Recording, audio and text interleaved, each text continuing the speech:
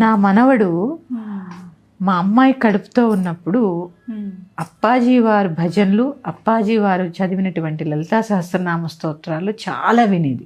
ఎప్పుడు పెట్టుకుని దాన్ని వింటూనే ఉండేది. వాడు బాగా ఏడిస్తే అప్పాజీ భజన పెడితే ఏడుపాపిస్తాడు.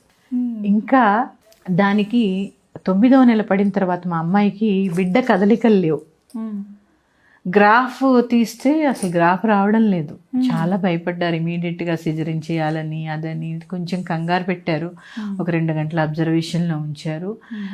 2 గంటల తర్వాత మళ్ళీ స్కానింగ్ చేద్దాము, మూమెంట్స్ తెలుస్తాయో లేదో అని డాక్టర్ గారు చెప్తే సరే అని అందరం కొంచెం కంగారు పడతాను కదమ్మా. నేను ఎంత భగవంతుడి దగ్గరగా ఉన్న తల్లిని కదా.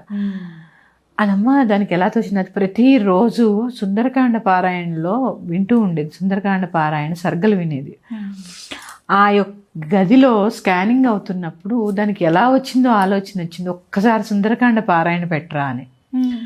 అది ఇలా ఆన్ చేయడం పాపం ఆ కడుపులోనే బిడ్డ పల్టీ కొట్టిందమ్మా.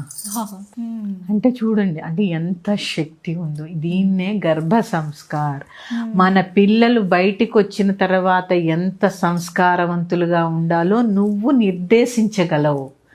దాన్నే గర్భ సంస్కార్ అంటారు.